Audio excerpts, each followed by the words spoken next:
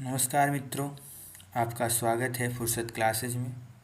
मैं एक बार फिर आपके सामने उपस्थित हूँ कक्षा 6 रुचिरा भाग 1 का 10वां पाठ लेकर, जिसका नाम है कृषका कर्मवीरा।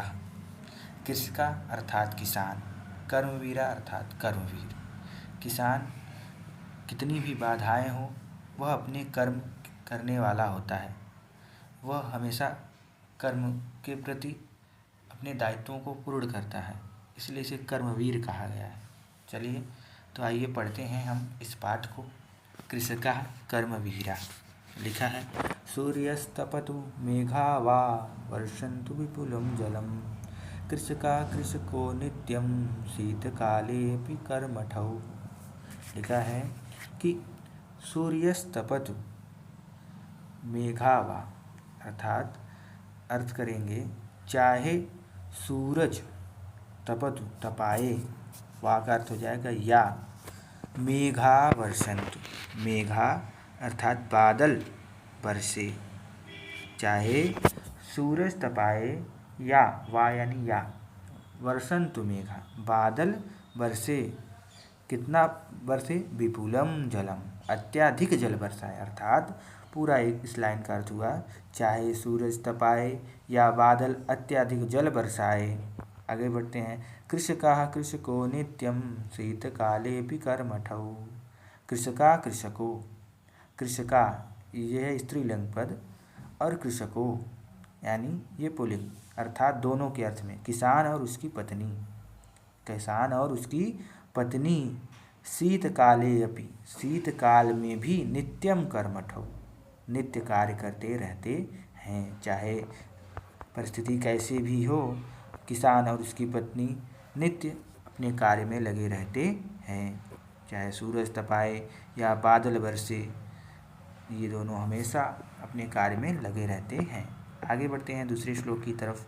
लिखा है, ग्रीष्मे शरीरं सस्वेदं शीते कंपमयं सदा, हलेन च कुदालेन तव तु क्षेत्राणि कर्षतः।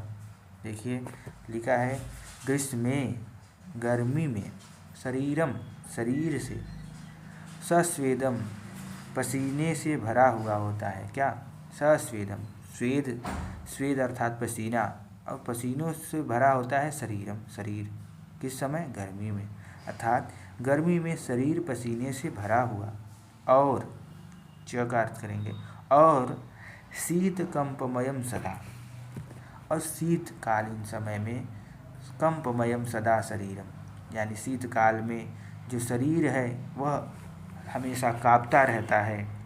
और फिर भी ये, फिर भी क्या? तव, फिर भी तव, वे दोनों, फिर भी तव का अर्थ करेंगे वे दोनों, हलेन च कुदालेन, हल और कुदाल से, हल और कुदाल से, क्षेत्राणि कर्षतः, खेत को जोतते रहते हैं।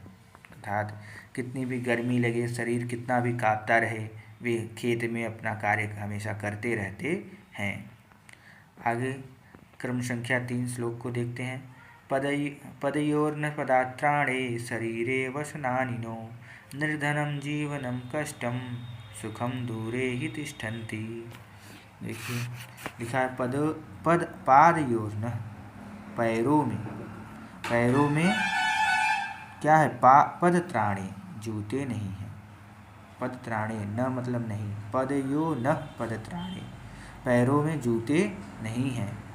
शरीरे वसनानिनो, शरीर पर कपड़े नहीं हैं। नो का अर्थ हो जाएगा नहीं, एक पदयोर्नो में न है और एक वसनानिनो, तो पदयोर्न पदात्राणे, पैरों में जूते नहीं हैं, और शरीरे वसनानिनो, शरीर पर कपड़े नहीं हैं।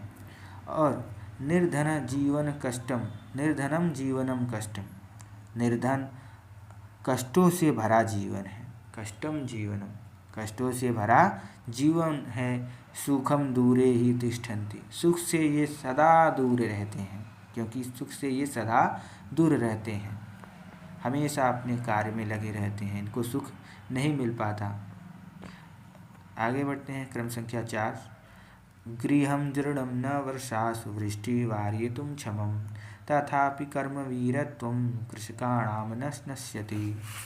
देखिए लिखा है गृह जीर्णम न, गृह जीर्णम यानी गृह जो है घर जो इनका होता है वो टूटा हुआ टूटा फूटा घर, और वृष्टि वारितुम क्षमम वर्षासु लिखा है।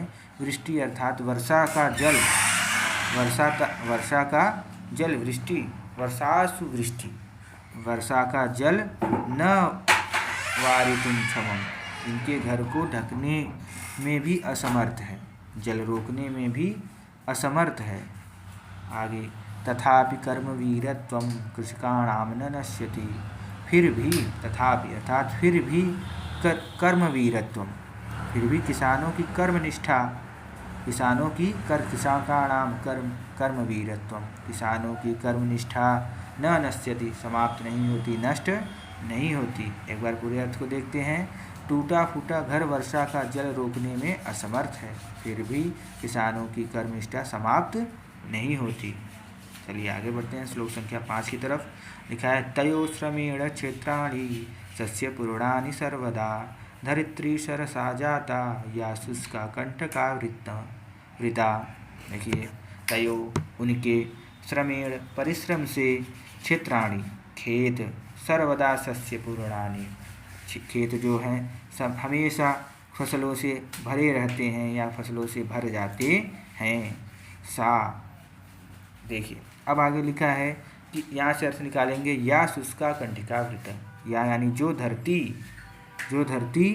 कांटों से भरी होती थी, जो धरती कांटों से भरी होती थी, सा धरती, वह धरती, अर्थ करते हुए वह धरती आज हरी भरी हो जाती है। जब ये अपना कार्य करते हैं तो धरती भी हरी भरी हो जाती है और फसलें से भर जाती है हमेशा के लिए। आगे लिखा है अंतिम श्लोक, साकम अन्नम फलम दुग्धम दत्वा सर्वेभ्य एव तौ क्षुधा त्रिशकुलौ नित्यम विचित्रौ जनौ पालकौ। ये लिखा है तौ यानी वे दोनों, तौ से अर्थ निकलेगा, यहाँ पे लिखा है तौ एव, वे दोनों सर्वेभ्य सब कुछ दे देते हैं। अब क्या देते हैं, साकम अन्न फल दुग्ध दत्वा दे करके, लिखा है साग सब्जी, अन्न हो गया, सब्जी अन्न फल दूध देते हैं। और क्या लिखा है, वे दोनों क्षुधा और भूखे ही रहते हैं, रोज भूखे प्यासे में ही रहने वाले विचित्र जनपालक हैं। लिखा है क्षुधा तृषा कुलौ नित्यम, अर्थात वे दोनों रोज क्षुधा से आकुलो, भूख और प्यास से व्याकुल रहते हैं। जनपालक विचित्रौ, ऐसे जनपालक विचित्र हैं। ये कैसे जनपालक हैं, जो सबको दे देते हैं सब कुछ लेकिन अपने लिए कुछ नहीं रखते, ऐसे जनपालक ये विचित्र मान पड़ते हैं। चलिए आगे बढ़ते हैं। शब्दार्थ, ये शब्दार्थ हैं जो आप स्वयं से पढ़िए, देख सकते हैं, इसको स्क्रीनशॉट ले लें। हम अपने अभ्यास कार्य की ओर बढ़ते हैं। लिखा है क्रम संख्या 1, उच्चारणम कुरुतः, उच्चारण कीजिए। सूर्यस्तपतु जीर्णम शीतकाले अपि वारयितुं ग्रीष्मे सस्यपूर्णानि पदत्राणे कंटकावृता क्षुधा त्रिशाकुलौ। क्रम संख्या 2 लिखा है श्लोकासान योजयत, श्लोकासान योजयत। अब हम इसको मिलाएंगे। देखिए लिखा है गृह जीर्णम न वर्षासु, गृह जीर्णम न वर्षासु, ये आपका जाएगा इसमें। वृष्टि वारयितुं क्षमं हलेन च कुदालेन, हलेन च कुदालेन, हल से और कुदाल से, तव तु क्षेत्राणि कर सकता, हल से और कुदाल से, ये इसमें हो जाएगा।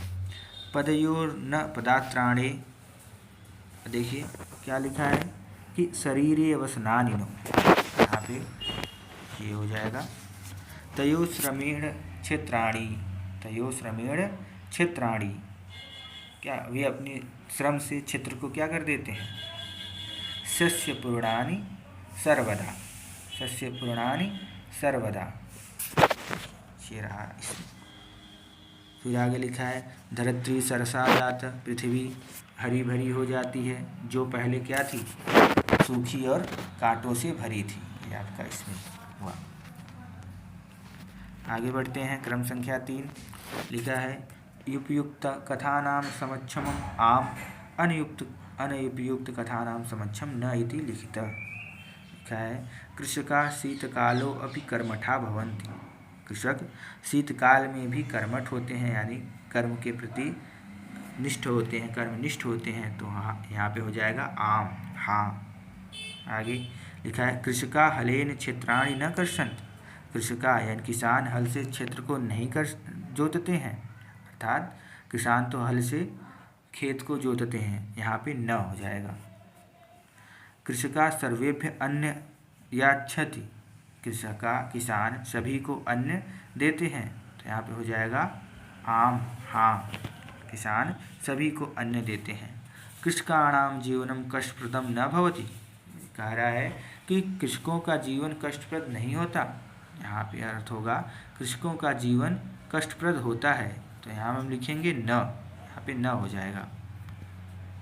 आगे देखते हैं कृषकः क्षेत्राणि सस्य पूर्णानि करोति, हाँ, किसान क्षेत्र अर्थात खेत को फसलों से भर देते हैं, अर्थात यहाँ पे हो जाएगा आम, हाँ। आगे लिखा है शीते शरीरे कंपनम न भवति, शीतकाल में शरीर कंपन नहीं होता, कांपता नहीं, कांपता है, अर्थात यहाँ पे होगा न। श्रमेण धरित्री सरसा भवति, श्रम अपने श्रम से पृथ्वी को हरी भरी कर देते हैं, तो ये हो जाएगा यहाँ पे आम, सरसा हो जाती है। क्रम संख्या 4 लिखा है मंजुषात पर्यायवाची पदानि चित्वा लिखित, पेटिका में दिए गए पर्यायवाची पदों को चुन करके लिखें। देखिए वसनानि, यहाँ पे होगा वस्त्राणि, यहाँ पे होगा वस्त्राणि, वस्त्राणि। सूर्यः रवि, ये हुआ रवि। तृषाः, तृषाः अर्थात पिपाशा। विपुलम, विपुलम अधिकतम, विपुलम का अर्थ हो जाएगा अधिकतम, ये हुआ अधिकतम, अधिकतम। उसके बाद है जीर्णम, जीर्णम का हो जाएगा जर्जरम। धरित्री पृथ्वी, आप समझ गए होंगे कहाँ पे क्या भरना है। क्रम संख्या 5 मंजुषात विलोम पदानि चित्वा लिखत, पेटिका में दिए गए विलोम पदों को चुन करके लिखें। सुखम, सुखम का हो जाएगा दुखम, सुखम का दुखम, सुखम का दुखम। दूरे पार्श्वे, निर्धनम धनिकम, क्षमम अक्षमम, ग्रीष्मे शीते।